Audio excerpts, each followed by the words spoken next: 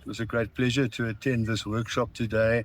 because there's been a lot of concern and many questions regarding the online admission system that the Eastern Cape Education Department has been talking about for a few years now.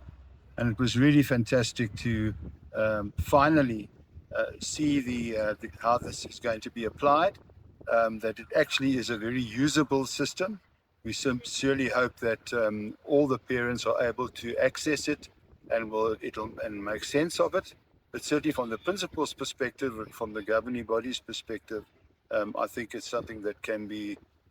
hugely beneficial to our parents and assist our schools in making sure that the applications are received timelessly and that there's a fair process in terms of children gaining access to schools that their parents have chosen for the best interest of their children.